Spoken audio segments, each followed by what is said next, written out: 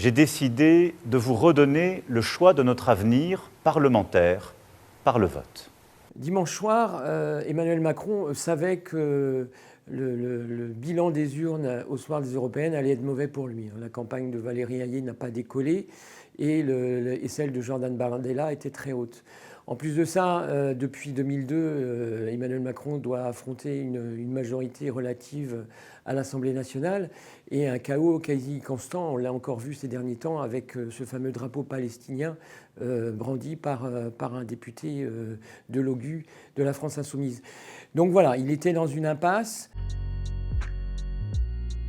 Alors, il dissout l'Assemblée nationale parce qu'effectivement, depuis 2 ans, il n'a pas de majorité absolue dans l'hémicycle. On voit bien qu'il gouverne que par 49-3, donc c'est pas tenable. Et beaucoup de députés n'approuvent plus ce mode de fonctionnement et demandent à être vraiment associés aux décisions.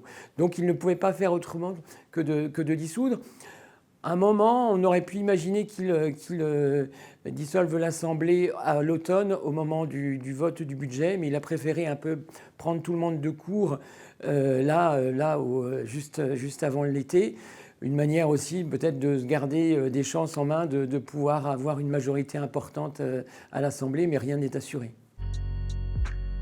Le pari de dissoudre l'Assemblée est forcément audacieux parce qu'on est dans la ligne droite des européennes, donc la lancée des électeurs RN va se poursuivre. Emmanuel Macron parie sur une gauche désunie. On le voit effectivement depuis quelques heures, la gauche essaye de créer une sorte de front populaire entre le PC, le PS, les écologistes et LFI, mais à gauche, notamment au PS, on ne voit pas d'un bon œil le retour de Jean-Luc Mélenchon.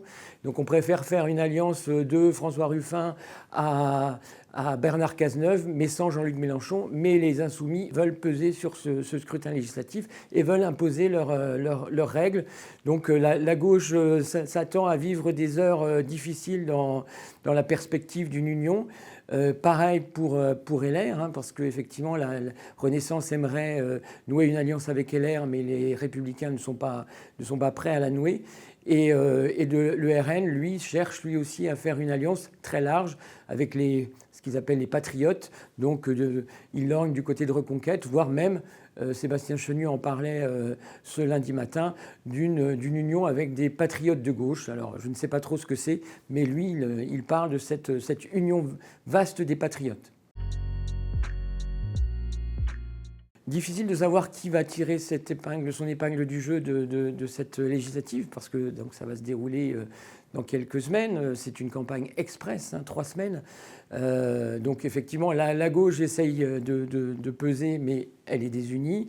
Renaissance essaye, se dit, bon, après les européennes, peut-être que l'électrochoc des électeurs va nous permettre d'avoir plus de députés.